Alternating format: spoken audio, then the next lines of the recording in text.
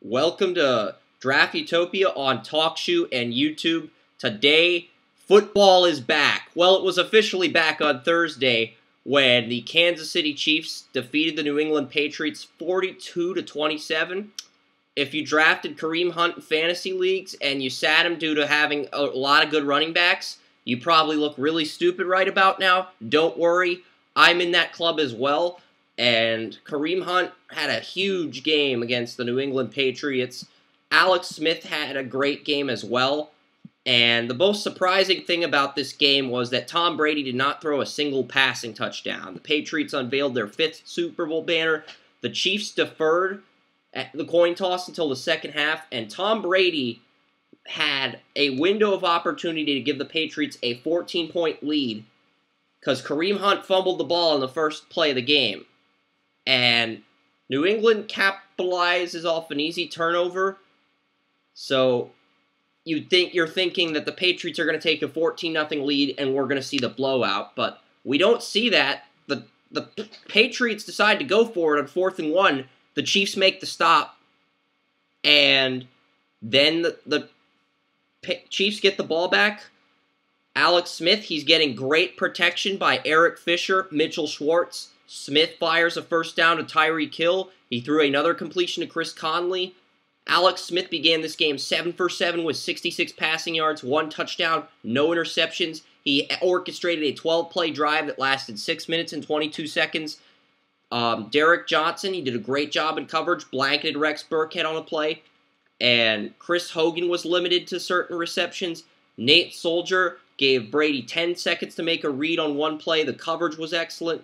And that set up a 1st and goal situation for New England. And it ended up being a shootout early. Mike Gillislee ran in for a touchdown, gave New England a 14-7 lead. You also saw DeAnthony Thomas. He came into the game. Lawrence Guy made a stop. And a holding penalty by Eric Fisher negated a big run for Kareem Hunt. Kansas City had 7 penalties for 53 yards in the first half. And the Patriots led 17-14 at halftime, and Kareem Hunt caught a receiving touchdown late in the first half to make it a 17-14 game. And that touchdown was huge because at that point, New England led by 10. They had momentum, and the Chiefs needed a score to end the first half so they could have some confidence. And then the big play that put Kansas City in the lead is a deep pass to Tyreek Hill. They had 9 penalties for 78 yards in the third quarter, but Smith to Hill gave the Chiefs a 21-17 lead, and Gronkowski got a third down conversion. Then New England was in another third down situation. Danny Amendola got injured on a play after third down. They've already lost Edelman, Malcolm Mitchell for the season. Amendola got injured. Kansas City got the ball back after a stop. The injuries didn't stop there, though. Hightower was slow to get up. It looked like he twisted his knee for a second, but Hightower, it turns out it is a meniscus injury, and he is expected to recover and be ready for week 2. If not, he'll be back by week 3 or week 4 at the very latest, but the Hightower injury, he's not going to be out for an extended period of time. Devin McCourty covered Kels effectively. Gilmore broke up a pass. The Chiefs had 11 penalties in this game, and they managed to make things happen. Gillislee had his 3rd rushing touchdown. The Patriots, they managed to take a 27-21 lead over the Kansas City Chiefs. And New England led by 6 points after 3 quarters. But Kansas City outscored the New England Patriots 21-0 in the 4th quarter. And that's the big stat line to take away from this game because Kareem Hunt caught a receiving touchdown for 78 yards. That made it 28-27. And this was after Hightower got injured and left the game, didn't return. Because after Hightower got injured, the Patriots linebacker core was not the same team. And with all the injuries at defensive end, with Coney Ely being released, with Derek Rivers on IR, with Ninkovich retiring, the Patriots have absolutely nobody next to Trey Flowers. And they were exposed against the Chiefs because of that. So if the Saints have Teron Armstead back, they've got a shot to pull the upset on New England next week. If in fact, Hightower doesn't play, because Hightower is the heart and soul of the defense. Brady threw 2 incompletions following a first down. Kansas City made the stop. Kareem Hunt had a rushing touchdown. That gave the Chiefs a 35-27 lead. Justin Houston began the drive with a big sack, but then Eric Berry got injured on the play. He tore his ACL, and he is out for the season. So Eric Berry had an awesome game against Rob Gronkowski, and Kareem Hunt had a big game too. So the Chiefs, they won this game 42-27. Alex Smith dominated through the air in this game. He had a huge day with over 300 passing yards, 4 touchdowns, no interceptions. Kareem Hunt had 14 carries, 141 rushing yards, 1 rushing touchdown, 98 receiving yards, 2 receiving touchdowns, and that's what made it a 42-27 game. And Alex Smith, 28 for 35, 368 passing yards, 4 touchdowns, no interceptions, really playing well under pressure. Eric Berry blanketed Gronkowski. Marcus Peters blanketed whoever was going up against him. Brady only threw to Peters' way 3 times, and Peters did not allow any receiving yards the entire game. So a great collaborative team effort by the Kansas City Chiefs and their defense, but it sucks that they're going to lose Eric Berry for the entire year now. That's a huge blow for them. Any thoughts on this game, Kerm and Joey? Yeah, I agree. Chiefs losing Eric Berry is a big deal. And from what I read, it was an Achilles before, not an ACL. But either way, he's done for the year. And that might take him out of a playoff contention in the West. You really think that one injury takes them out of playoff contention? He is the heart and soul of that defense, their best player. But they've got Houston, they've got Peters. They may not win the division now, but I still think they can get a wild card. It's going to be interesting to see how this plays out, because the Raiders lack that middle linebacker. Denver has the defense, but they just don't have the consistency on offense yet to sell me, and the Chargers are banged up with injuries as well. I don't think the AFC champion is going to come out of the AFC West division, but I'm really interested to see how the Eric Berry injury shakes up how that division is going to play out. So you don't think it would, but it could, but I'm just not ready to say it will, because the Chiefs just have so much talent on defense. I think they made the playoffs 2 years ago when Berry was on injured reserve, back in 2015. I think they got their first playoff win when Berry was on injured reserve.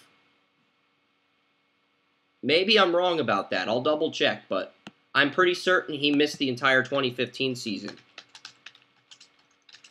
due to chemotherapy. Yeah, but this seems different because it won't be like because last time he was on IR, it was because of leukemia treatment. So they was rallying around him and keeping him going. They said going to undergo his leukemia treatment. This is a standard football injury. I don't think it would have quite as much impact like that, rallying the team around him. Yeah, and Eric Berry started 15 games in 2015 when the Chiefs won the wild card against the Texans. He started 2016 the year before that. In 2014, 2015, he only started the first 5 games before having to go through chemotherapy. So, yeah, that's kind of a big deal. I think the Chiefs still made the playoffs, though, that year. The Chiefs, they lost to the Patriots in the divisional round in 2015 so they won in the divisional round I think they made it to the divisional round in 2015, 2016. I'm looking for the 2014, 2015 playoffs, though. Where were the Chiefs in that? I don't think they made the playoffs that year because the Broncos and the Patriots. The Broncos won the West that year, and that was the year we saw 3 AFC North teams get into the playoffs. So, no, the Chiefs didn't make it the year Eric Berry only played 6 games, which was due to his chemotherapy, I believe. That was 2014, 2015, 2 years ago. So, yeah. maybe this does put a dent in their playoff odds. We'll see. But that is a huge loss. But you have to love the way Kareem Hunt played in New England this week.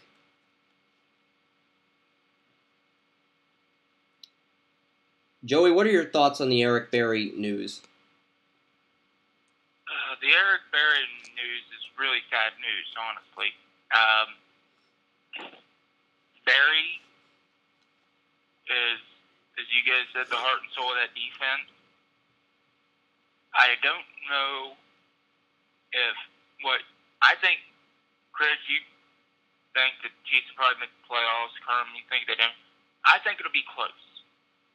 I think it impacts them tremendously, but it could go either way. But I don't think if they do make the playoffs, I don't think it's more than a wild card. If they don't, well, it was because of the Eric Berry situation, because with him, they're one of the best teams in the NFL. Absolutely. Eric Berry's just such a class player, such a great football player, and a great talent off the field. He's a community guy. The team rallies around him, and people in Kansas City just love Eric Berry. So it's very unfortunate that this had to occur. And I could talk about how I saw Ryan Shazier at our old high school, but that's not an interesting story. That's not relevant to what's happening in this week's sports news. What's relevant is this game, Eric Berry having such a big impact on that team for so many years. He got an extension this offseason, so it's very unfortunate that he's going to be out moving forward. Very unfortunate. Yeah, but as far as Alex Smith goes, he played brilliant. He played with a light under his fire. He played like this in San Francisco during Kaepernick's rookie year when the pressure was on him to be the man, and you're seeing that exact same fire under his belt that he showed in San Francisco when he took the 49ers to the NFC Championship. It would be a miracle if he did the same thing with the Chiefs and took him to the AFC Championship, especially after the Eric Berry loss, but we'll see what happens. I'm really, really curious to see how this unfolds. Because Alex Smith doesn't want to be doesn't want his job taken over by a younger player again. He's playing like he deserves to keep his job so far, so I'm really curious to see how this is gonna play out. The Chiefs, they host the Eagles in week 2. They might win that game. They might win that game in Arrowhead Stadium. And if they do, they've got a shot at getting a wild card again, because I think the Chiefs have a very difficult early season schedule, but their late game schedule is pretty easy, and I'm curious to see what's going to happen down the stretch, because they're one of these teams that I had them at 10-6, but I had them losing to the Patriots in week 1. So if they win all the games they're projected to win, even without Eric Berry, they'd finish 11-5. So I'm really curious to see how their season's going to play out now, how this changes their outlook, because it definitely alters their outlook to a degree. Maybe it won't. We'll see. We'll get into some college football now, and there was a lot of games that were on display. Lamar Jackson put up another strong performance, and Lamar Jackson, he had great statistics, but there were people that were criticizing what he did on tape. I know Chris Robbins of Lombardi's Draft Talk said that this was Lamar Jackson's worst game on tape, and I can't argue with that. There were some very sloppy throws from the tape I saw, but he's avoided turnovers, and he's made good decisions. He hasn't been consistent in terms of accuracy, but he's improved his accuracy from 56.2 to 64.7. He's averaging more yards per pass attempt. So far through 2 games, 55 for 85, 771 passing yards, 5 passing touchdowns, no interceptions, and 3 rushing touchdowns, giving him 8 total touchdowns, over 100 rushing yards in each game. He has 1,010 total yards through 2 games, so Lamar Jackson really making a statement early in the season, and he is not committing turnovers, which is something Watson did. So that is a huge plus for Jackson. And while a lot of good things are going his way, Next week, he faces a Clemson team that got 10 sacks versus Auburn. So how good Jackson does versus that Clemson defense is really going to say a lot about him, because Sam Darnold had 4 touchdowns, 2 interceptions versus a Stanford team with 2 NFL corners, had 316 passing yards, went 21 for 26, played a lot better this week than he did last week, and completed 80% of his passes compared to 69, had 4 touchdowns instead of none versus Western Michigan, and really played a lot better, to the point where he's probably going to remain the top quarterback in a lot of mock drafts, because he was averaging 12 yards per pass attempt versus Stanford, really opening things up. Baker Mayfield went 25 for 33. He had 3 passing touchdowns, no interceptions versus an Ohio State defense that's supposed to have really good NFL talent. And he had 27 for 35, 386 yards. He had 3 touchdowns, no interceptions, so he's at 6 touchdowns, no interceptions. He actually had 4 touchdowns versus... No, he had 3 touchdowns in both UTEP and Ohio State. But 329 yards in each of his first 2 starts or more. 3 touchdowns, no picks. Baker's decision-making looks superb. And this was the toughest game on Oklahoma's schedule. So I think Baker Mayfield has cemented his round 1 status to the point where he probably doesn't need to go to Mobile now. But let's see what he does versus Texas. Let's see what he does versus TCU. Let's see what he does versus some of these Big 12 teams that have NFL talent on the defensive side of the ball, because Baker Mayfield has shown he can be the man, and he had his best game of the year against the team that he needed to dominate against in order to be in that first-round conversation. And now that he's there, but is he going to maintain that? Because that's really the only question mark, and I've adjusted some QB potential ratings. Lamar Jackson was at 92. I moved him up to a 95. Darnold moved up from a 92 to a 93. Mayfield moved up from an 88 to a 93 in terms of potential. Rosen and Mason Rudolph both moved up from 88 potential to 89 potential this week. So you're starting to see a drop-off. Luke Falk moved down from 87 to 86, and he got benched during the game too, so Luke Falk hurt his stock, and the rest of these other QBs are just continuing to say, we're going to keep making big plays happen, we're going to show it on the field, and you're seeing it. So it's going to be who lets their guard down first. It's going to be that kind of thing. Well, Chris, I want to interrupt you real quick. I'm going to do my thing here. As many listeners know, I'm sitting in the very heart of downtown Jacksonville, the urban core.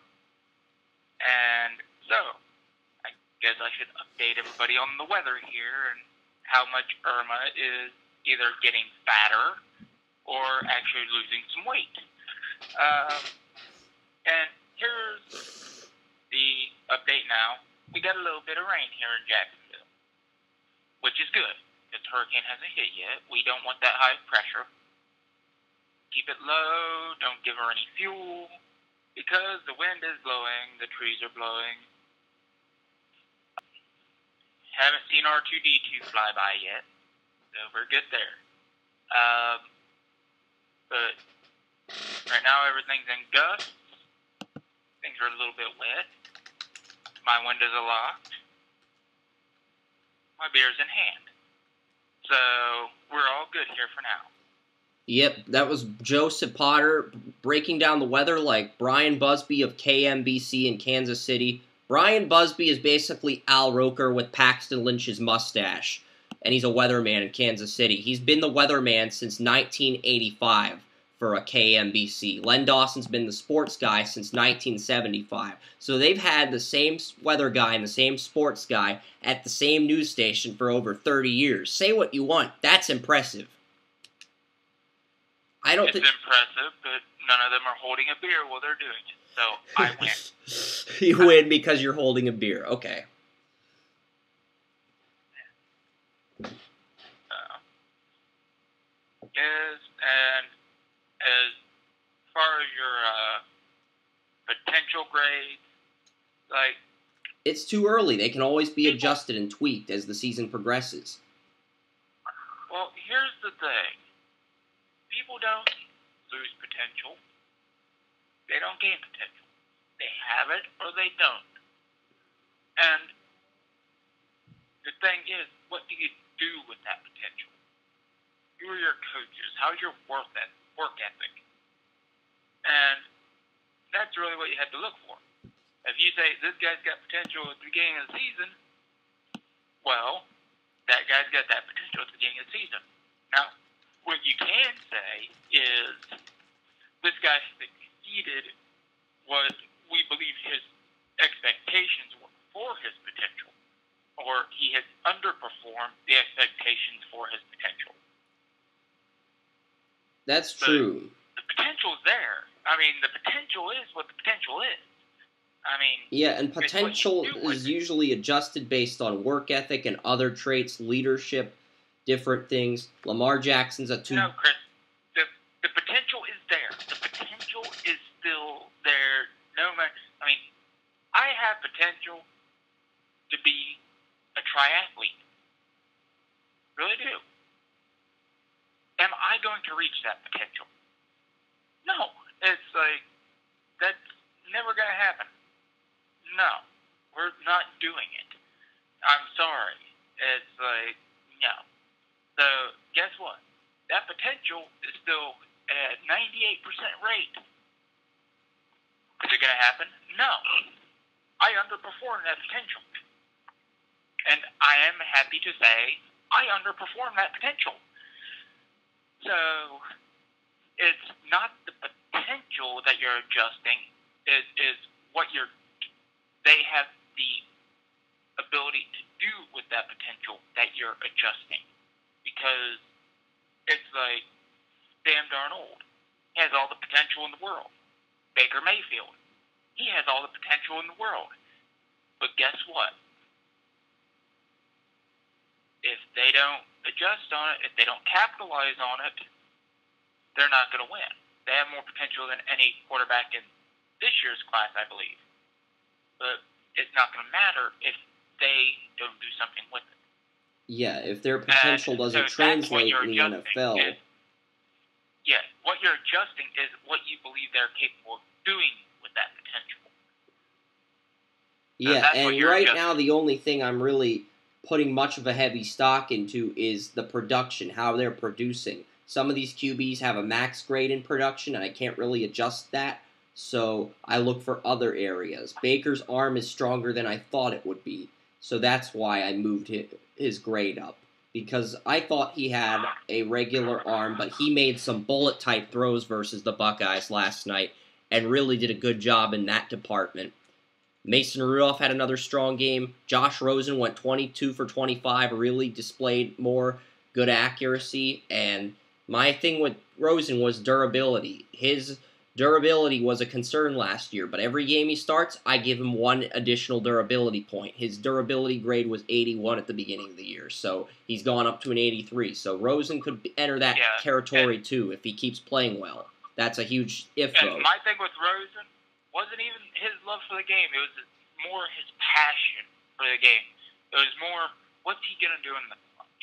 What does he really have the passion to pull his team through? And he displayed all that in week one. So those questions are gone.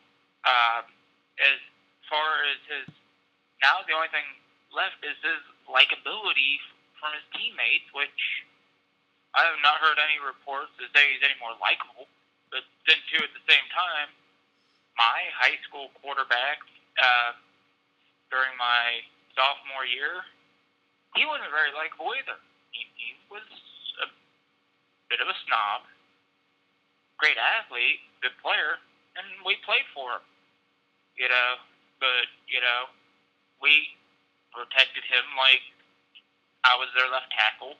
We protected him like he was the most likable guy on the planet. It's like I protected him like I would protect Bill Nye or Neil deGrasse Tyson, which it's saying something. And I only gave up like 1 sack in high school, so I'm kind of proud of it. But so likability is a major thing, but at the same time, it's when you have mature people, it's not as big a thing as long as they're a leader on the field. and he hasn't shown that he can be a leader on the field until this year. So that's the thing we got to watch going forward. Does he keep that passion? Does he keep showing he's a leader on the field? Because right now, those are the questions asked. He did it once, did it twice. Will he do it again? Well said. I think that's the thing with Rosen is the leadership. Is he going to show that? Is he going to play better than Darnold did versus the Stanford team that has high-profile corners? Because, again, this decision-making is a big part of the process, and I'm still not ready to update the SWAT reports for the QB rankings because I still need another week. Sam Darnold faces Texas next week.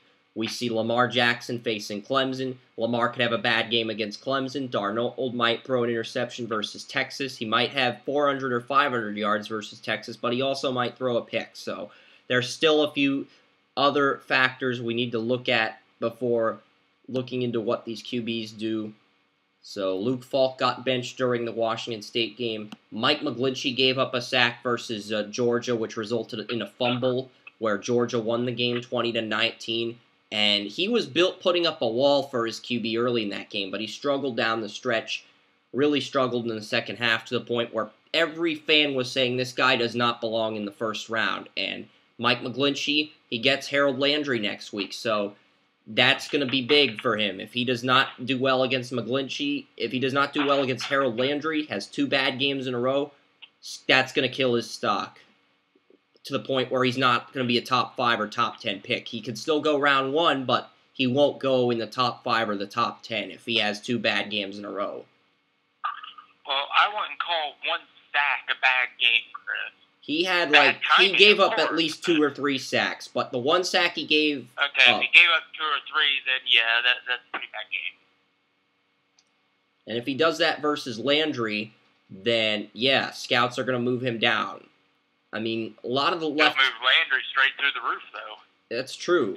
A lot of the left tackles outside of Trey Adams didn't have their best weeks. And there were plays where Orlando Brown was getting beat off the edge by Nick Bosa, and Mayfield made the right throw, the right read, the right completion, really kept his poise under pressure. And that's not anything against Brown. That's more of Baker Mayfield making an excellent decision. Hold on, Chris. I think Kerm's beating up some poor animal over there on the other end. Kerm is not beating up animals like Michael Vick, okay? No, not like Michael Vick. Kerm's more of a man. Kerm uses his hand and does it himself. Because Kerm's a man.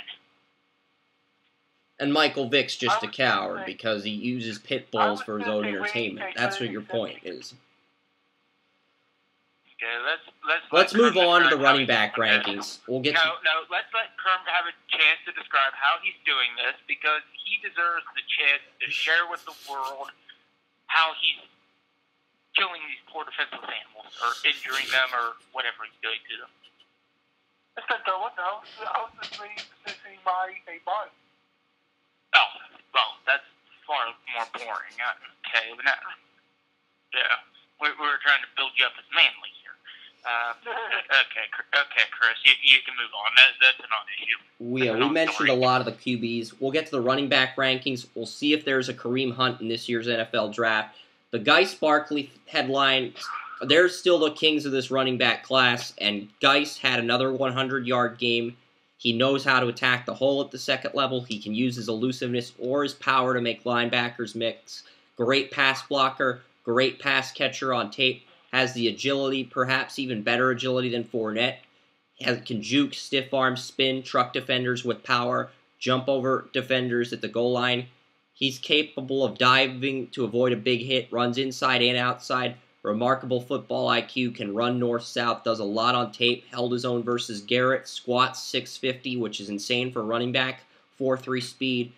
Had 100 rushing yards in every game he started in 2016. He's already done the same in 2017. The only weakness was that he didn't get to see the field as a true freshman, and he only has 5 starts in his career, and those were when Leonard Fournette was injured. But he had less receptions than Fournette and dropped some passes on tape. He's corrected that, and we'll see what happens because this is interesting with how good he's playing. Saquon Barkley, he has more rushing yards than Geis does this year. He had less rushing yards than Pittsburgh's running back, but the issue with Barkley was his pass protection. He corrected that versus Pittsburgh. I want to see if he can hold up versus a team like Michigan, a team like Ohio State. Can he maintain those blocks the way he did versus Pittsburgh yesterday against one of those teams? Because if he can, not only is he running back 1, he's probably a top 5 pick as well. And he has back-to-back seasons of 1,000 rushing yards. He's easily the best pass catcher in the draft. His pass catching is what stands out, and he's probably going to be a stud in fantasy leagues. Like, he might even be a bigger stud in fantasy leagues than Ezekiel Elliott. I mean, he's that good and consistent with pass catching. He's great at cutting lanes, and Saquon Barkley has the vision as well. And the pass protection was really the only thing that I disliked with Barkley. But if he's fixed that, he's right up there with Geis. Probably even arguably better than Geis. My number 3 running back. Any thoughts on Geis and Barkley before I get to my number 3 running back? Well, Barkley, I mean, I don't really know. I don't really care as much, I guess I should say, about what the stats say in the second game of the year. The guy's a stud, and he has a chance to break out every play. I want to see a couple more games, see what he's done against better competition, and then we'll go from there. I agree. My number 3 running back in the preseason was Bo Scarborough, but he's gotten less carries than Damian Harris at Alabama, and I feel like this is the one spot that's up for grabs at running back 3. I know Geis and Barkley are probably going to be the top 2 running backs, but Scarborough only 78 rushing yards through 2 games, and it feels like Damian Harris is the main running back. And with Scarborough, he played both running back and receiver in high school. You have to ignore the 4 receptions because of that. He can juke, he can stiff arm, he can run inside and outside. He could be a better north-south runner, could be better in goal line situations. He doesn't wow you with speed, though. He feels like a 2-down running back. Sometimes he puts two hands on the football instead of 1 when rushing the football, but that could slow you down. He only has 2 games with over 100 rushing yards, but if you look past those flaws on tape, he's pretty complete based on a very limited sample of tape. He didn't get a chance to showcase everything he can do at Alabama due to a limited workload, and he tore out one knee in high school, he tore out the other knee in the national title versus Clemson, so there's going to be some durability concerns with Bo because of that, and you've got Damian Harris, you've got Joshua Jacobs, you've got Najee Harris, a 5-star recruit, number 1 overall recruit in the class of 2017 among high school recruits. So you've got 3 other running backs besides Scarborough at Alabama, and he had a very good season last year, but he had a very limited workload as well. So I'm just curious, what are your thoughts on Damian Harris and Bo Scarborough, Kerm, and who do you like better? Because I forgot to put Damian Harris in my running back rankings back when I first did that. Probably should have done that, but which of those 2 running backs do you like better, Kerm? Neither. I'm going to go with a Jacoby Jones. You mean Joshua Jacobs? Yeah, he's the more complete back, and something you got to remember about Scarborough, he only came on towards the end of the season last year. He didn't say, first half of the season he was quiet like he has been the first couple games this year. It wasn't until the end of the season where he really got going again. Yeah, Joshua Jacobs had 564 rushing yards, 4 rushing touchdowns on 86 carries last year. He hasn't gotten a carry once yet. Damian Harris, though, has been the better of the 2 running backs so far. Damian Harris and Scarborough have been splitting the carries. It's sort of like a Derrick Henry or a Kenyon Drake situation here, but Harris has gotten more carries this year. And something you have to remember, Chris, I've said this on this podcast multiple times, the way Alabama does their running back core, you have usually the upperclassmen keyword usually is the first down back. The sophomore or junior will be the second down back, and then the third string will be the third down back. That's been all the way from the times of Glenn Coffey all the way down. Yeah. So that's how they've always done it. So, Damian Harris has 105 rushing yards, 2 rushing touchdowns through 2 games. Scarborough has 21 carries, 76 rushing yards, and Scarborough got hot at the end of the year last year, and he really he's improved as a pass catcher, though. I mean, he only had 4 receptions for 22 yards last year. He already has 3 receptions. And I feel like with Alabama, they're going to use Harris the way they use Derrick Henry, and they're going to use Scarborough the way they use Kenyon Drake. I feel like that's what they're going to do, because Scarborough played receiver in high school. They're getting him more involved in the passing game. So I feel like they're going to operate the running backs just like that.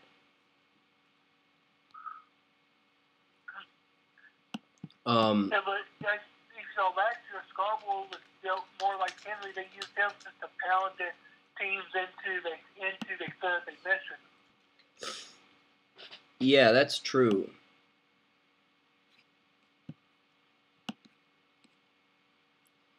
And next running back up on the list is Myles Gaskin. And Myles Gaskin has finally got his first rushing touchdown. Rutgers held him to 59 yards, but he had 5 receptions for 79 receiving yards. Montana held him to 38 rushing yards, but they hardly needed him against Montana because Montana's not really a worthy opponent. And Myles Gaskin, he has ball carrier vision. He's very elusive and shifty. He can juke and spin his way past defenders. He's extremely durable. Cutbacks, probably the best cutback runner outside of Barkley. Needs to improve as a pass catcher and a pass blocker. He doesn't run with enough power. He struggles versus quality opponents. That could limit him to a 2-down role. He struggled versus Rutgers. Myles Gaskin is my running back 4. He brought a lot of strong qualities on tape last year, but he's struggled so far this season. And I don't know why that's the case, but Scarborough has struggled. Gaskin has struggled early in the year. It's only 2 games. There's still time for these guys to right the ship. And it's interesting. Jarvian Franklin out of Western Michigan is another player that's... Jarvian Franklin, the pass blocking was there. Everything was there with Jarvian Franklin last season. The thing is that Jarvian Franklin just hasn't taken off this year. And a lot of his big games came against MAC opponents. They didn't come against quality opponents. They opened up the year with USC and Michigan State, and Franklin's only had 18 carries in those 2 games. So he's really been limited in terms of workload. I'm wondering if they're going to start another running back over him. So that's the thing with Jarvian Franklin. So he's not off to a good start, but his tape from last year is excellent. But he had 2 good offensive linemen in Okorafor and Taylor Moton opening up running lanes for him. And without Moton, his rushing yards have been limited to 76. But he played USC and Michigan State. I expect those numbers to go back up once he starts playing MAC opponents again. I think Ohio probably has the only run defense that could keep Franklin to under 100 yards. So I'm really interested to see what's going to happen with these running back rankings, because I think the one player who could stand out is Royce Freeman. We talked about him last year as a potential second-round running back, but then he got injured versus Nebraska and missed 5 games because of that. Royce Freeman has 150 rushing yards in each of his first 2 games so far, and the only thing is he didn't show that outstanding ball carrier vision in 2016 during his injury. Other than that, he's a pretty complete running back and just does everything you want on tape. So if he could stay healthy this year and dominate like he did his first 2 years, where he had 1,365 rushing yards, 18 rushing touchdowns, and then 16 receptions, and then 17 rushing touchdowns, 1,800 rushing yards, 348 receiving yards on 16 receptions, then, yeah, Royce Freeman will tear things up, and he will be a guy who surges up boards, because people are talking about Herbert, the quarterback for Oregon, who's a 2019 prospect, but Royce Freeman has a good quarterback to play with. And that's really helping take off, and we'll see what happens. Oregon's 2-0 now, and Royce Freeman has a chance to really move up in the rankings and solidify himself as a top 3 running back, because he did everything correctly on tape. And at this point last year, I had him at number 4 behind Fournette, Dalvin Cook, and Christian McCaffrey. But he got injured, and he returned to school as a result. He's healthy again, and he's dominating, so he's a guy who I think could be this year's Joe Mixon, the guy who creeps up into that. This guy deserves a first-round grade conversation. Any thoughts on Royce Freeman, Joey?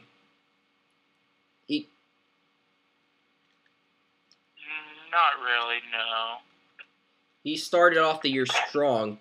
Nick Chubb and Sonny Michel have both split carries for Georgia. Neither running back's really dominated in terms of getting a big game ground.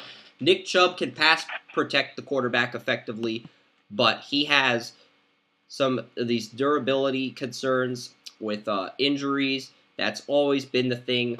He had great leadership, and there was a point where he was right there with Leonard Fournette to be running back 1 in 2017, back in 2016 before he suffered his first season-ending injury in 2015. So he had a very dominant 2014 campaign where he had 1,500 yards as a true freshman, and then he had 747 yards in 5 games before tearing his ACL against Tennessee, and he just hasn't been the same running back since that injury. Because they got Sonny Michel, too. They had another 1,000-yard rusher who stepped up after Royce Freeman got injured, after Nick Chubb got injured, and Sonny Michel. I think both of these running backs are day 2 picks, though. It's going to be interesting to see who puts it together, because I think the 2 clear-cut guys in this class are Barkley and Geis. And then everybody else is just playing catch-up at this point. And there may be a drop-off after Barkley and Geis. It may not be like last year where you just had so many good running backs, such a top-heavy group. So Northwestern's Justin Jackson got held to 18 rushing yards on 7 carries versus Duke, and Duke did a great job making sure he's obsolete, but he did get a rushing touchdown. He finally got his first rushing touchdown of the year, so it wasn't a completely discouraging performance. Duke did a good job taking him out of the game by getting ahead early and forcing Northwestern to pass in order to catch up.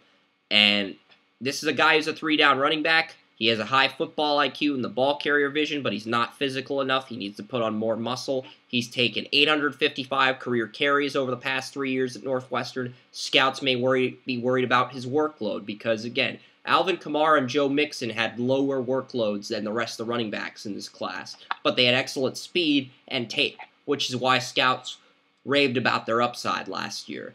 With Justin Jackson, you're getting a guy who has over 800 career carries, and teams may be worried about that, even though he plays like a 3-down back. He's a guy who's really going to have to sell people in Mobile if he wants to be a high draft pick, but we'll see. He's started the year on a good note. It's still early with these running backs, but he does bring a lot of good qualities on tape. So there's that. Next up, we have Michigan State running back L.J. Scott. Now, L.J. Scott had 86 rushing yards on 18 carries and a rushing touchdown versus Western Michigan for Michigan State. And it was a good game. It wasn't a great game, but he showed he could be that guy. And this is a guy who's a 3-down back. He can be a really good blocker on tape, knows how to attack the hole. He gave Ohio State and Michigan problems last year, displays 4.3 speed. He has yet to rush. What were you going to say, Joey? Giggity. He knows how to attack the hole. That's a Glenn Quagmire joke, giggity, yeah. Somebody said giggity when someone drafted Wendell Smallwood in fantasy, and that's just so wrong on so many levels. Yeah, that would have been me too. Sorry. And then Akram Wadley out of Iowa. Now, this is a player who's gotten off to a fantastic start, really got a lot of attention versus Wyoming in Week 1, and he did well versus Iowa State yesterday. So Akram Wadley is really getting off to a strong start. 52 carries, 234 rushing yards and 1 rushing touchdown. He's getting the ball 24, 25 times, and he's getting over 100 rushing yards in each game. So Akram Wadley's getting off to a strong start. Now, Akram Wadley, I don't see a high upside back, but he's got a lot of good production. He needs to add more muscle. He hesitates too long on some of his runs. One of the flaws in my SWAT report is that he needs to be more decisive when running. That's why his ball carrier vision was inconsistent and can be on fire one play, can be out of sync the next play. It looks like he's corrected that. And if that's the case, he's going to move up from a 5th-round prospect to a 3rd or 2nd-round prospect. Because I've seen some draft rankings have him in round 4, round 3, round 2, because it could honestly go either way with his draft status at this point. But Akram Wadley has started the year on a strong note. Uh-oh. And then you've got Ralph Webb. Yeah, this is an interesting update. What's up? Hurricane Irma it's not making its eastward turn. It's staying westward. That means that this thing's heart, if it stays on the track it's at now, is the heart of this hurricane is going to hit Tallahassee at about 85 miles an hour. That's pretty extreme. And they've already postponed the Miami-Florida State game for Saturday. They've already postponed that. That's being rescheduled for October 7th. Yeah, because this thing, I mean, at this rate, Jacksonville isn't even going to get nearly the hardest hit. It's going to hit outside of Jacksonville, and we're just going to get whatever's left from the outside of its wake. It's just going straight. I mean, it is literally going straight for the Tallahassee area.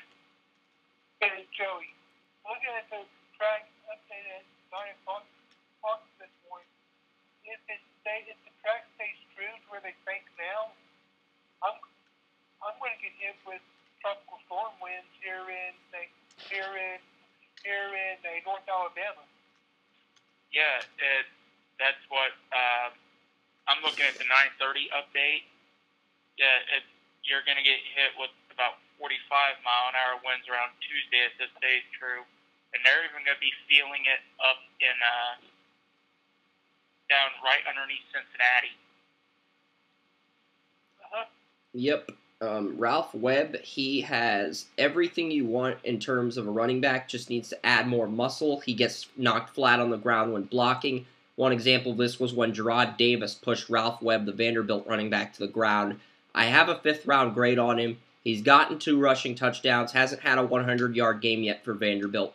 He's a player to keep an eye on. Jordan Scarlett, he knows how to attack the hole as well, but his pass protection can be inconsistent, and this is where you start to see a lot of day 3 running backs due to poor pass protection. Ito Smith is 5'9", 195, has the vision you want, but his size, he's sort of limited to a San Diego State running back for, I'm trying to think of his name. He was in last year's draft. I should know this. I should be ashamed for not knowing this. San Diego State running back. He was just in the last draft, but he reminds me of him. I'll remember it. I'll remember the name in a few seconds. Donnell Pumphrey, that's it. So, yeah. So, Ryan Nall out of Oregon State's been getting a limited workload. I know Thomas loves his tape and is very high on him, but he's not getting the carries. They're only using him in short yardage situations. A.J. Ouellette came back from an injury for the Ohio Bobcats, and A.J. Ouellette is a guy that not only Thomas mentioned, but Javon Hagan from our interview, he mentioned Ouellette talked about his leadership. So, and Ouellette has 101 rushing yards in 2 games this season. He had 63 yards on Hampton, had 38 yards and a rushing touchdown on Purdue, but Ohio actually limited Purdue's quarterback to under 300 yards, and they kept all their receivers to under 100 receiving yards. So you got to credit Hagan in that Ohio secondary for doing their job. We'll see what he can do and see if he can bounce back from this moving forward.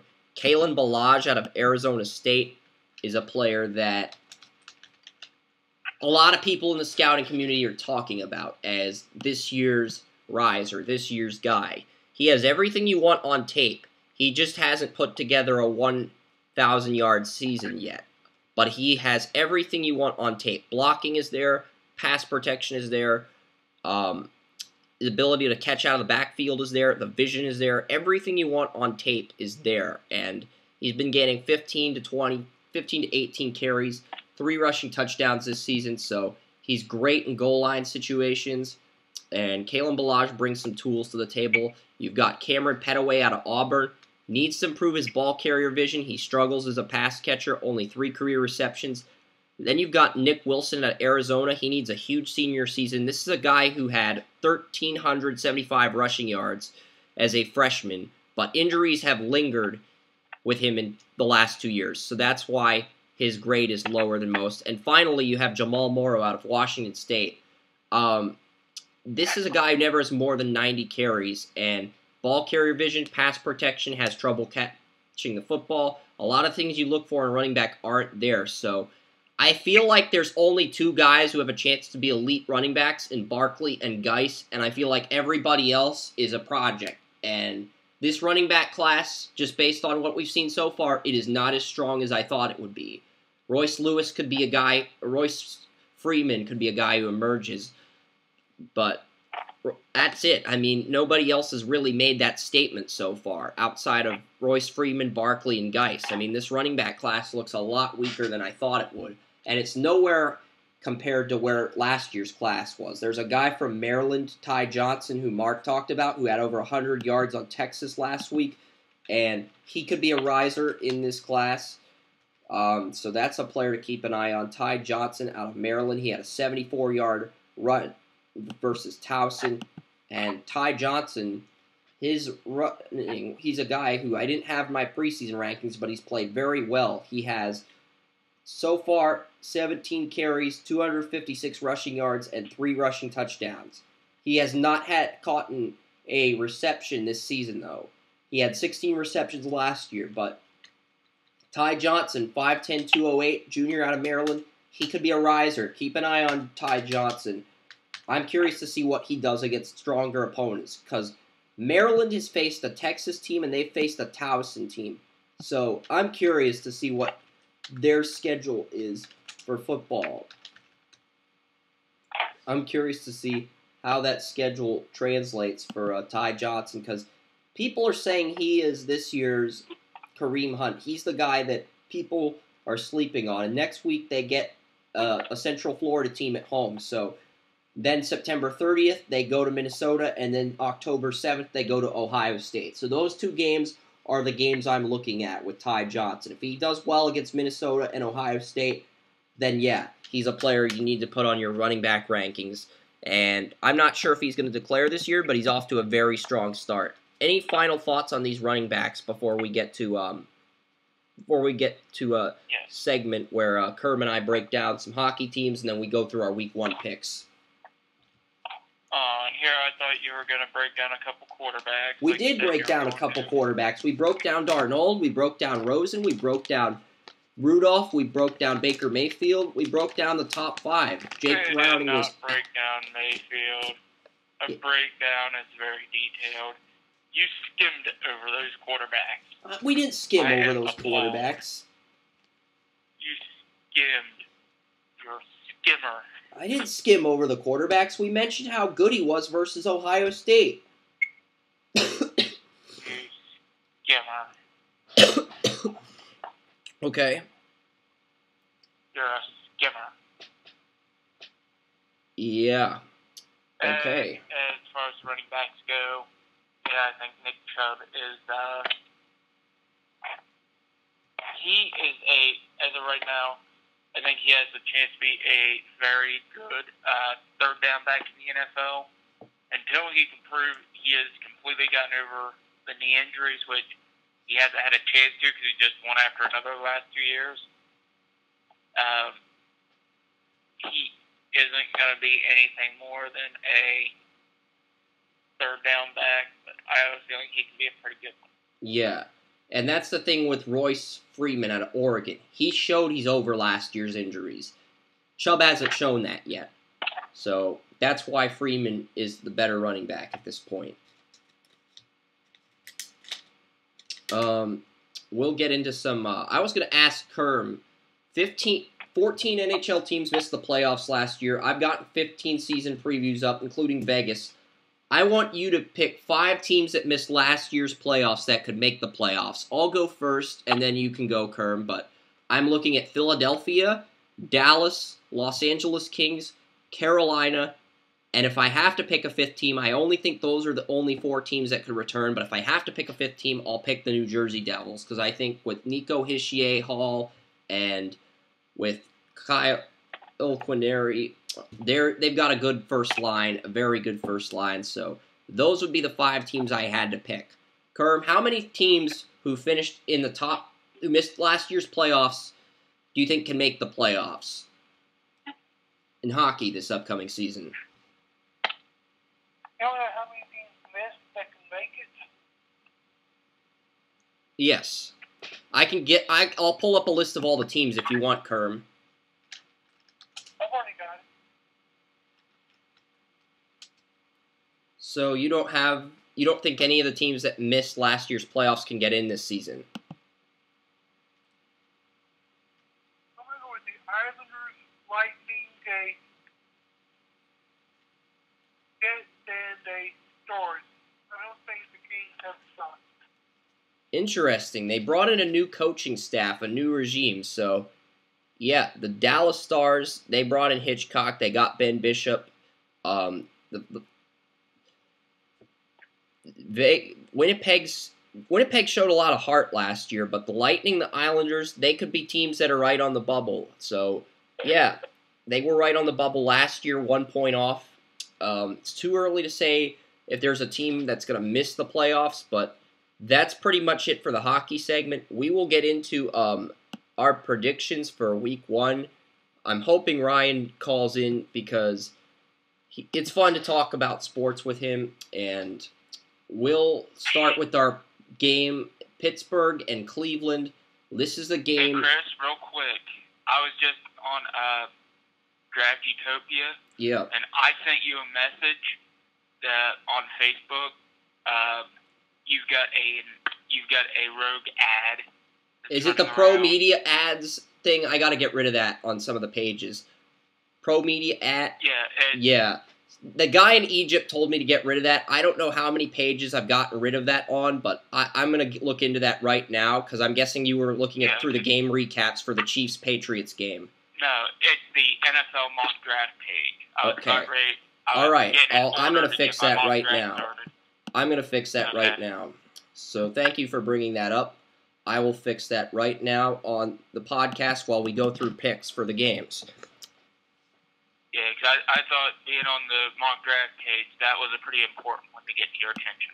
All right. That was a very important thing to get to my attention. And I noticed that yesterday, but I didn't think it was on the mock drafts. So I'm going to get rid of that right now. So thank you for bringing that up. And I'm going to address that right now while we go over some of the picks. But let's start with Pittsburgh and Cleveland. This is the second game on my list of predictions, and this is a game where I think Pittsburgh is favored. This is one of our locks. New England was one of our locks, and so far everybody at Draft Utopia is 0-1 to begin the year with their predictions, and I picked the Chiefs to cover the spread, but I picked New England to win straight up, so I'm technically wrong. So, I mean, I think Pittsburgh's going to win this game. I'm going 38-17. The Steelers win by about 3 touchdowns, so I like Pittsburgh in this game.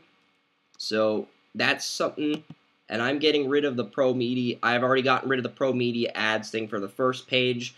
Thanks to Joey bringing that up. But I like Pittsburgh in this game because they've got Hayden. Myles Garrett's not playing for the Browns. You've got Pittsburgh. They're not playing Bud Dupree, but they're playing Anthony Chickillo next to Cleveland's right tackle. And T.J. Watt's going to be playing Joe Thomas. So If Kaiser can get time in the pocket, he could get anywhere between 17 and 24 points, and the Browns could actually put up a fight. I don't think they're going to cover the spread, but I think they could actually make this interesting against the Pittsburgh Steelers. What is the spread? I haven't seen the spread, so what is the spread? The spread is Pittsburgh at -9. Believe it or not, Pittsburgh was favored by 21 points before Kaiser won the starting job. Its spread's already been reduced to 9 or 8.5. So, yeah, that's because the Osweiler effect. Everybody knows how bad Osweiler is. The ESPN has the spread at a 9.5. So I'm gonna have to go Pittsburgh as well. yeah, I think Pittsburgh wins and covers in this game. Now, I'm going to go a little bit different from you guys. I've got Pittsburgh winning, but I think offensively, well, without Myles Garrett, there's no doubt the Browns cannot stop Ben Roethlisberger. But offensively, even with Joe Hayden, because remember, Joe Hayden's been with Pittsburgh a week. He doesn't have the full playbook yet. And he's going to be going up against Corey Coleman. Hayden has a problem with speed because of his history of groin injury. Coleman's all about speed. So I'm going to go Pittsburgh wins, but Cleveland covers. Interesting. Very interesting. And the next game we're going to talk about is the Arizona Cardinals and the Detroit Lions. Cardinals and Lions in Detroit. I'm going to go with Arizona in this one, and I'm going to go with Arizona in blowout fashion. I think they really take care of business this week, and they beat the Lions. They sack Stafford into the ground, and they make a huge statement, and they start 1-0. I think the Cardinals take care of business in Detroit, and they get on a high note, while the Lions fall to 0-1 this year, because this is technically a contract year for Palmer. It's technically a contract year for Fitzgerald.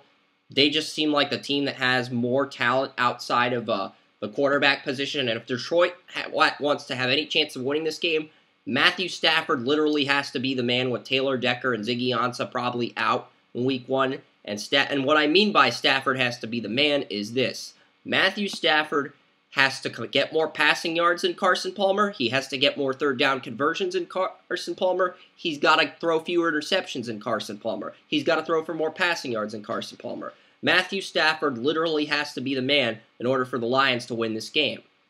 And I don't think he can do it. I think Arizona's got a really good defense, and I think they're going to win this game. Pretty convincingly, too. These are two teams I like. I like them as evidence on the season outlook on Draft Evolution. Like them as evidence as our season outlook here on Draft Utopia. So I'm going to go in a close game. Doesn't matter who wins, the spread will be covered. Or the spread won't be covered. Arizona's only favored by 1.5. That's how close it is. Oh, really? Yeah. I thought the spread was like 3.5. No, And I was... ESPN has the spread at a 2.5. Yeah, I thought it was 3.5. But either way, I think it's decided by a field goal, and I actually think Detroit squeaks it out. Really? Everybody at Draft Utopia has the Cardinals winning in a lock. I went 31-21 Cardinals. I think Detroit squeaks it out with a field goal. Interesting. What are your thoughts on this, Kerm? So Cardinals by field goal. Okay. Next game, we have Jacksonville and Houston. Draft Evolution has it by a field goal. Draft Utopia has it by 10 points. I have the Cardinals winning by 10 points in a shootout. Next game is Jacksonville and Houston in Houston. And Blake Bortles has to avoid turnovers against the AFC South's best defense. Let's not sugarcoat it. Matthew Stafford has to be the man versus Arizona, and the same situation applies with Bortles heading to Houston. Because Houston's not going to have Dwayne Brown or Derek Newton at offensive tackle, so the Jaguars need to get pressure on Tom Savage. That is the only way they can win this game. Houston is the defense to fluster Blake Bortles, and as long as this defense gets pressure on Bortles, the Texans will win this game. I have this game going to overtime. The Texans are 5-point favorites on the spread. I have them winning and covering, but I have this game going to overtime. Houston 18, Jacksonville 12, with Houston getting the only touchdown in overtime. That's bold. Yeah, I'm gonna give it to Jacksonville in an Irma special. Wait, Oren did change his pick from Houston to Jacksonville, so this is no longer a lock. Well, it wasn't a lock to begin with. I'm going with Jacksonville. I trust Blake Bortles more than I do Tom Savage. That should say something. Tom Savage to me is, I haven't cringed yet, but I'm on the verge of doing so. I'm actually asking myself if Joey trusts Tom Green or Fred Savage more than Tom Savage. I trust Randy Savage. That's the only Savage I trust. Randy Savage. Okay. Kurt, who do you like in this game? I'm going to say Bill Savage as well, but if I'm going to go with Detroit, I'm going to Jacksonville. Yeah. So Draftutopia is taking the Texans, Draft Evolution is taking the Jaguars. Well, I will say I do like Bill Savage. I wouldn't exactly say I trust him, but I like him. He's good at what he does. Yep. So he does a good job with the Senior Bowl. He does. Oakland goes to Tennessee, and Oakland is a lethal passing game that can carve Tennessee's secondary. Oakland has this as long as Carr avoids turnovers. Oakland's a lot weaker at linebacker, though. That's something that could work in Tennessee's favor with DeMarco Murray anchoring the backfield. Tennessee, last 2 years, Oakland was favored to beat the Titans. This year, Tennessee's actually favored in Vegas. And I have the Titans winning this game, 27-24 by a field goal. So, and this is a game we were split on at Draftutopia, 3-2 in favor of the Titans. So, any thoughts on this game? You can take this one first. I think the Titans are going to pull it out of the squeaker. It's more so that year long is going to hurt him more than it did help him. And it's probably not going to be up as quick as it was. Yeah, and they lost Austin Howard. The Raiders did too. That's a good point. They never replaced Austin Howard. So the Titans have two guys that can get 10 sacks in Morgan and Arakpo, and they're going up against a team that lost their right tackle. So advantage to the Titans in the pass rushing department as well. Well, my thing is it's not even not the pass rush, not even the offensive line. I'm going to say the X factor is Marcus Mariota's leg. Okay? Mariota is probably one of the most mobile quarterbacks, if not the most mobile quarterback in the NFL. Oakland's pass rush to get to him all night doesn't mean he's going to sack. Okay? It doesn't mean that he's not going to get... I expect him to get yards with the play. And I expect the X factor will probably be a rushing touchdown for Mariota in a Titans win. All right. Next up, we have the Philadelphia Eagles and the Washington Redskins. Philadelphia's offensive tackles are going to have to give Wentz in the time in the pocket. Eagles are 5-0 under Wentz when both Jason Peters and Lane Johnson start at offensive tackle. Alshon Jeffrey's in a one-year prove-it deal. He's going to need to expose both Josh Norman and Brashad Breeland at cornerback for Philadelphia to have a chance. Zach Ertz is the only player on this offense who can provide a mismatch versus Washington's safeties. Then you've got Kirk Cousins. Washington has a stout offensive line that matches up with Philadelphia's defensive line. Jordan Reed's going to have a big day. Philadelphia enters as a 1-point favorite, according to Las Vegas. But I'm picking Washington, 27-23 by 6 points. Yeah, I like Washington. I think Washington has a very good year. I think Washington has a chance to get to 9 wins, 8 or 9 wins. I think they get 10 wins and miss the playoffs. 10 wins. They've got a chance to get all the way up there. 8, 9, 10 wins. Same time, I like Philadelphia. I'm going to go. Wentz just has such a record when he has a clean pocket. Okay, when he has a clean pocket, he is money. So I'm going to go with Philadelphia the same way you're going with the Redskins, like 24-23. It's going to be close. And I'm going to take them because I think they get Wentz that clean pocket that he's looking for. Yeah, that other guy, Cowpote, on Talk Show, he has the Eagles getting 13 wins this year, which is bold, but it could happen if this offensive line stays healthy for 16 games. Yeah, it's bold, but, it's possible, too. Yeah. Baltimore, Cincinnati.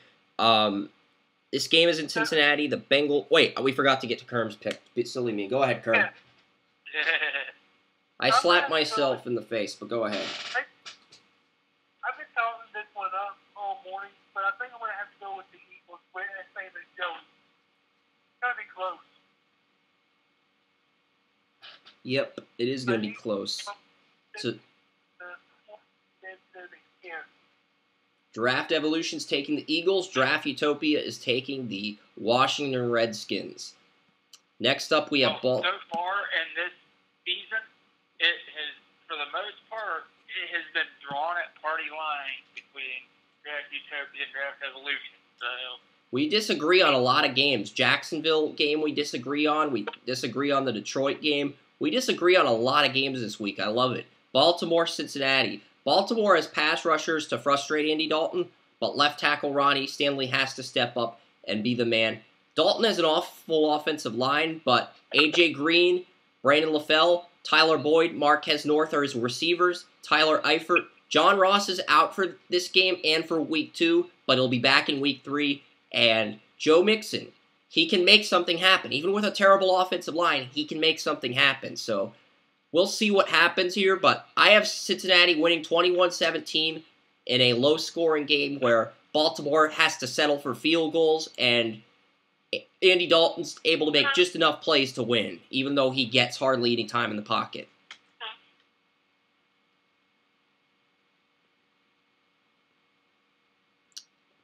Eagle. Yeah,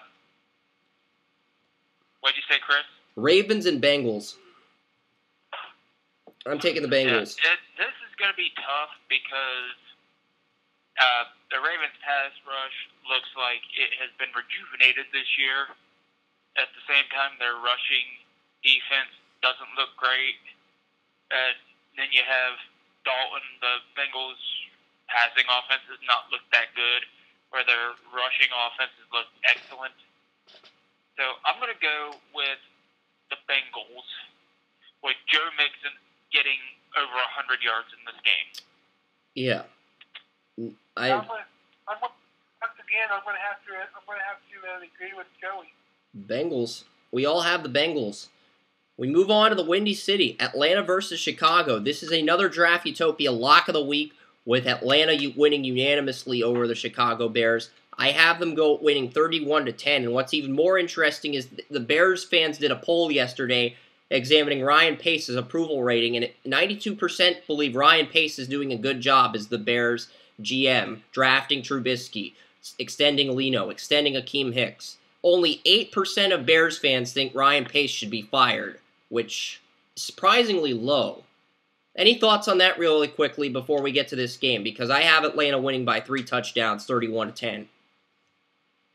Well, I don't think any front office or coaching staff should be fired after 1 year. That's just not how I think. I think he's been there for 2 or 3 years, though. Yeah, I think you have to get 3 years for each one. Because I've seen teams with terrible first drafts come back and do great things. So you have to give them at least 3 years. This is 2, then this is 2. But it has to be 3, in my opinion. Ryan Pace has been the general manager since 2015, so this is year 3. It's year 3, then this is it for him. If he, in my opinion, if he doesn't get it this time, he's gone. Yeah. Yeah. And so, how many shots, Chris, are you going to take when Atlanta scores this game? I'm probably going to take a ton. I mean, this game is going to be a blowout. This is going to be a one-sided game. And unless the new offensive coordinator just completely sucks compared to Kyle Shanahan, I still think Atlanta will win this game, though. The next game features... So, Chris, you're taking 2 shots for every Atlanta touchdown. On tequila. Yeah, sure. Like you're trying to kill me. The Jets head to Buffalo, and I like the Bills in this one. Tyrod Taylor is playing. The Bills were 7.5-point favorites before he was ruled questionable. Now they're 9.5-point favorites, and I'd say at least 30% of Survivor leagues have the Bills beating the Jets. And Bills 30, Jets 14. I got the Bills winning this one. At least 20% of Survivor leagues had the Patriots beating the Chiefs. So if you took the Patriots, you're screwed. But I think the Bills are a smart pick for Survivor League this week. They're not my Survivor pick, but they're the majority of people in the country are taking them as the Survivor pick over the Jets. And if Josh McCown makes good decisions, the Jets have a chance to keep this close. But I'm going 30-14 Bills. Yeah, I'm going to have to go Bills on this one as well. Same as I'm going Falcons on the other game. So who's starting at quarterback for the Bills? Tyrod. Tyrod is? Yeah. That's been cleared, okay. Because with all the mess of trying to get the store ready and closed for the hurricane, I hadn't been able to keep up. But if Tyrod's playing, Bills win. Yep. Next game, first afternoon game, Colts and Rams, 4:05 p.m. today. The Rams are 3.5-point favorites. The Colts were 3-point favorites before Luck was ruled inactive on Tuesday. Now the Rams are 3.5-point favorites. Sammy Watkins should torch this defense with Vonta Davis out. I like the Rams 28-6 over the Colts.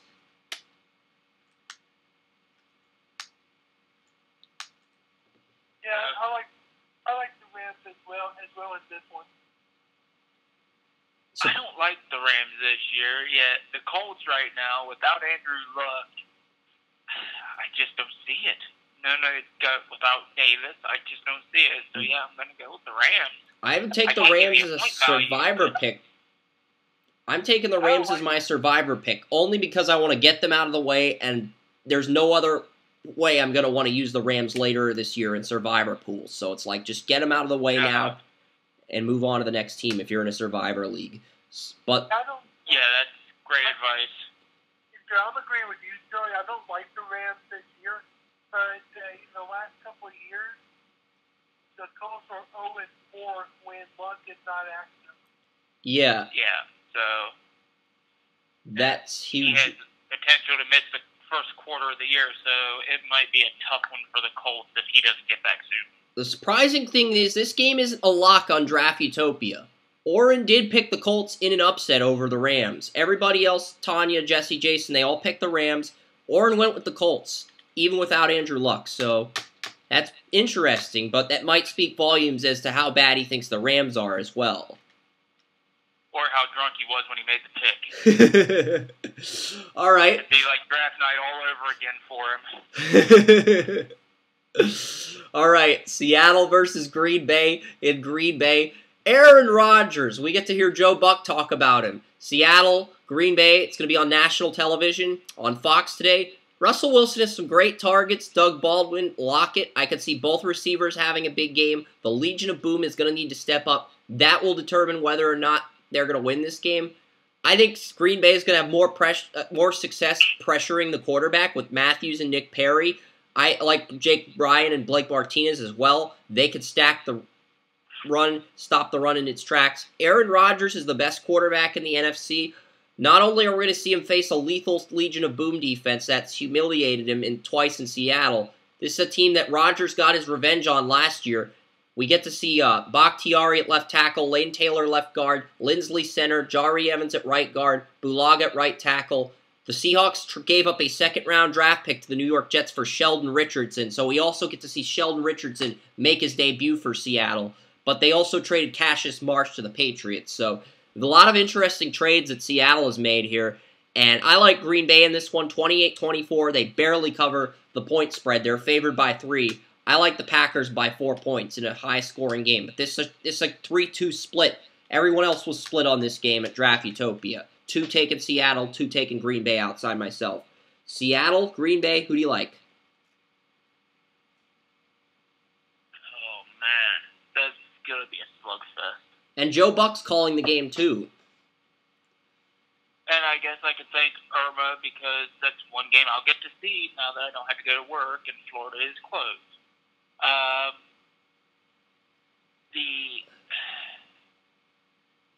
This game, damn, this is a tough pick. It's a tough pick because I really love Seattle's defense, especially their front 7 right now. But I'm just going to go ahead and go with Seattle simply because this is too close to call. I don't think either team gets a big lead. I think it's close all throughout. It's just too close. I'm going to go with Seattle in a knee-jerk pick. Kerm's got... I'm going to have to go with the Packers in this one. Good pick. He's got the revenge factor of Eddie Lacy wanting to show that he's not lost against his former team, but I don't think it's going to be enough. I'm going to have to go with the Packers. Yep. You made Lisa scowl, Joey. Are you proud of yourself? She's a Packers fan. You made her scowl. Good job, Joey.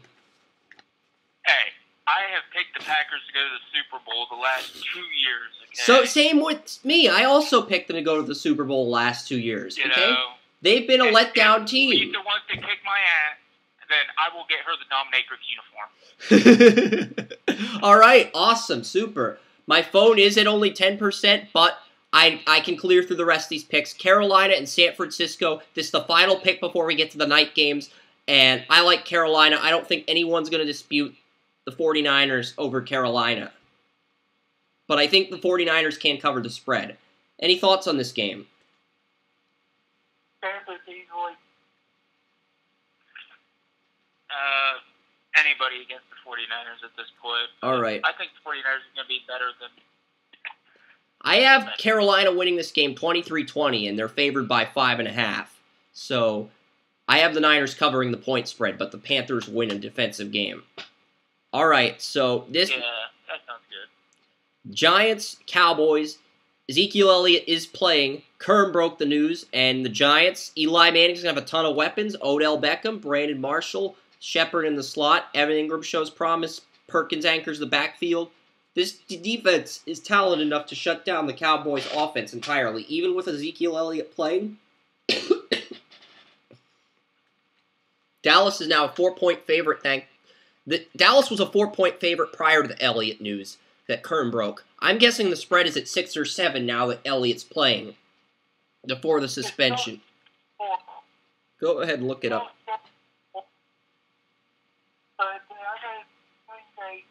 Because Odell Beckham's questionable to play.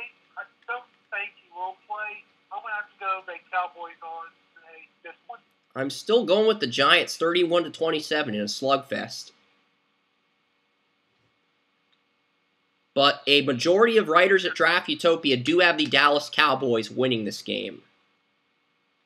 Yeah, I'm going with Dallas. Dallas is...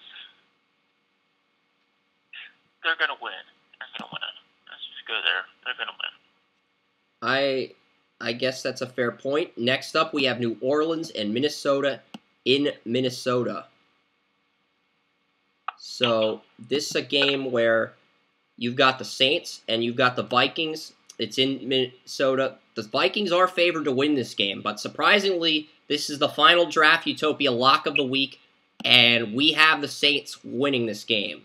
Even though the Vikings are favored, we all unanimously have the New Orleans Saints winning this game. I think Ryan Romero, who posted his picks in a separate thread, is the only person who has the Vikings winning at home in front of their crowd. And if Dalvin Cook can run the football effectively and Bradford can make good decisions, the Vikings have a shot.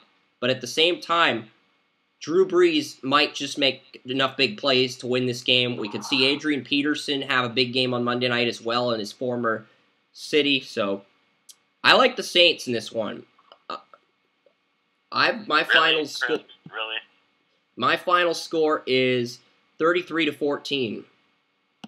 New Orleans runs away with a 19-point victory over the Minnesota Vikings in a brutal Monday Night Football game to watch. Joey, Kern, what are your thoughts on this game? We'll get to Ryan's picks because he just showed up to the podcast. We'll get to his picks, even though my phone's low on battery. We'll get to his picks after we get through the Monday night games. I'm gonna Kerm's going with the Saints. Joey, who do you like? Neither. But I'll go with the Vikings because of Dalvin Cook. I think Dalvin Cook goes off the thing. Yeah. Final game, Broncos-Chargers. It's in Denver. I like Denver in this game. My final score for this game is the Denver Broncos won this game, of course. So Ryan's going to see his second favorite team lose, but his favorite team will win. I have Denver winning 20-16 in a defensive game, and their defense is pretty complete. That and their depth in the running game should be enough since Denzel Perryman is out at linebacker for the Chargers. That's a huge loss for them, and I think the Denver will attack the running game and try to exploit that, and they'll have some success with their running game as they win 20-16 in a defensive game. Because I think Ingram and Bosa are going to get pressure on Simeon. I also think we're going to see Von Miller and DeMarcus Walker get pressure on Rivers. So I think we're going to see a defensive game in this one, but I'm going to go 20-16 Denver. I'm going to go with the Broncos then on to win for this game.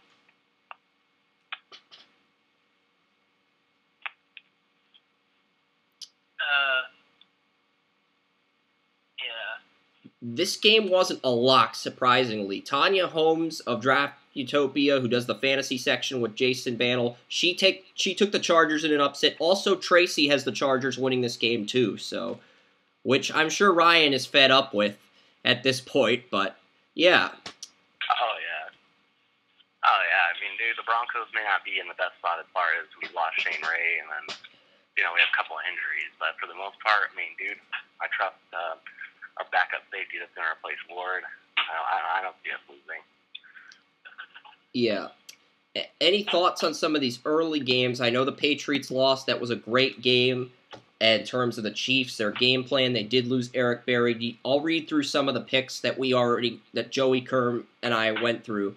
I have the Steelers beating the Browns, and Joey's got the Browns covering the spread, though, which I think you would agree with. The next game is the Cardinals and the Lions. You picked Detroit in this one. I think Kerm and I both picked the Cardinals. Joey picked the Lions. And Ryan's got the Lions winning this game, so that's a game the four of us are split on.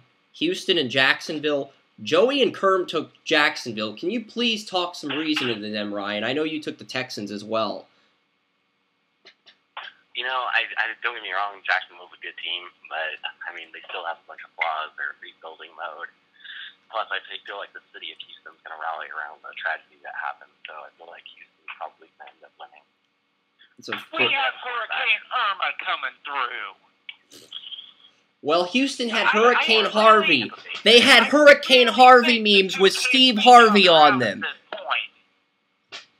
Texas hasn't really experienced like a hurricane tragedy, though. I mean, Florida sees all the time. Well, yeah, Florida gets them quite a bit. This is the largest on record.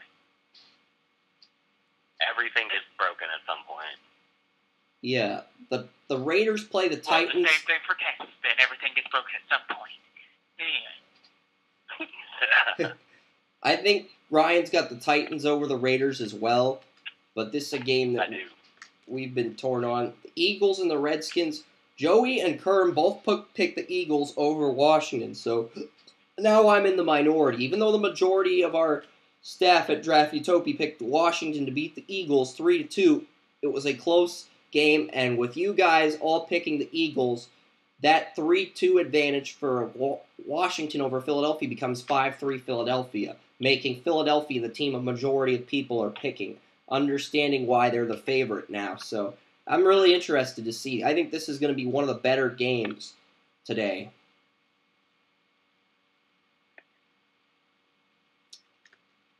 Yeah, I can see it being one of the better games for the most part. Bengals and Ravens. Do you still like the Bengals without John Ross, or do you think the Ravens find a way to win this game? I still like the Bengals. I think Andy Dalton and AJ Green should be solid. The Falcons play the Bears. I like people who have been gals. The Falcons play the Bears in Chicago, and everybody here took the Falcons. I'm guessing you're on board with that. Oh, yeah. I mean, if anyone picks the Bears at this point, you might as well just give me your money. Yeah. They had the Jets and Bills in Buffalo. They have the Bills. 92% of Bears fans are happy with GM Ryan Pace, which really surprised me, considering he's entering his third year. He made the Trubisky trade, made a lot of horrible offseason moves. So really surprised that 92% of Bears fans think that their GM's doing a good job. That surprised me. I feel like I could make a living selling pet rocks to some of the fans now, because that is mind-blowing knowing that GM screwed up your whole future. They extended their left tackle, who's mediocre. They traded up for a quarterback that's mediocre, and 92% of their fans think he's a good GM. So I'm really amazed by that. The Jets and the Bills, Tyrod Taylor is playing. I'm guessing you're taking the Bills.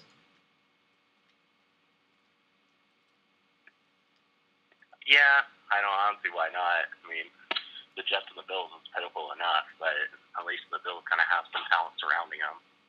The Jets are such a cluster mess right now. I think it'd be hilarious if both teams intentionally got safeties on purpose on every play of the game, because it would show how desperate they are to tank for a quarterback if they both intentionally got safeties on every play of the game. And it would force the NFL to instill a lottery. Into the game, and he'll do it on accident. I mean, you don't have to worry about it. So you sign Dan Orlovsky and you bring him into the game so that the safeties look like an accident. Yeah, I mean, he runs out of the back of the end zone as a hobby. I mean, you're good. Okay. The Rams and the Colts. The Colts are... I know Orrin and Tracy both have the Colts winning this game, but I'm amazed by that because the Colts don't have Andrew Luck. The Rams should easily handle the Colts. I have 28-6. I think Gurley's going to have 100 yards as well. I think Watkins is going to torch this defense. Goff's going to torch this defense, play turnover-free ball, because it's a weak defense. So I like the Rams. Yeah, I like the Rams as well on that one. I think Jared Goff's going to come out strong this year. I think Seattle-Green Bay is the game we're split on, because Joey and you both have Seattle. Kerm and I both have the Packers winning. Chris has Lisa coming after me, so no, she's just scowling at you. She's just scowling at you. She's not coming after you. She's just scowling at you very angrily. Well, she's going to have to wait until the hurricane's over because the border for Florida is closed at the moment, so she can't get me for the next 24 hours or so. I don't think she'll get you if the Packers win. So. Oh, no, that'll put her in a good mood. So I'll be safe anyway. Yeah. I hope the Packers lose, and I hope Rodgers fumbles the ball just to see the look on Lisa Donovan's face. Or Joe Buck's face. Oh, God. Oh, dude, we could totally make a meme out of Lisa and Joe Buck. Oh, hopefully God. Joe Buck is in my place, and she's sitting there beating the crap out of him instead of me. Yeah, that works. Lisa beats the crap out of Joe Buck instead of you. That works. That's good. 49ers and the Panthers. It's in San Francisco. Ryan thinks the 49ers could pull the upset. I got the Panthers winning, but I flirted with picking San Francisco at one point to pull the upset. But I think it's going to be a defensive game, and the Niners cover the spread. I actually think it's going to be an offensive game. I don't see it being a defensive game. Interesting. The Giants and the I honestly think that'll be at least a 27-point each game. All right, the Giants and the Cowboys. Do you think the Cowboys can win now that Ezekiel Elliott is back? Yeah, of course. I mean, that was a huge factor. Now that he's back, and it seems like he's at least going to be back for the.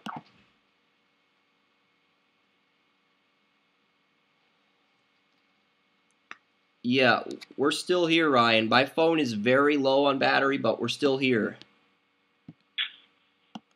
Oh, okay. Yeah. But yeah, I mean, I think with Ezekiel going to be there, I mean, obviously that's huge for the Cowboys at any point.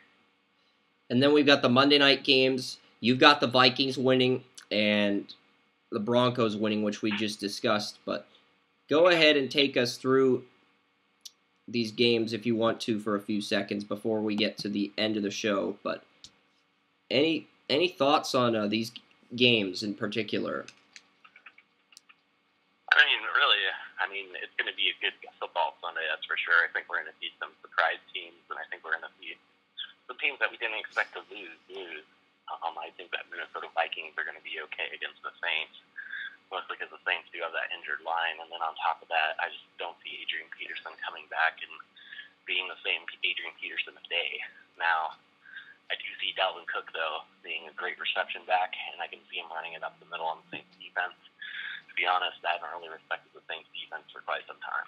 Yeah, the Saints still have some holes on defense, and I don't think anybody's respected the Saints defense since I was probably 5 years old. Yep.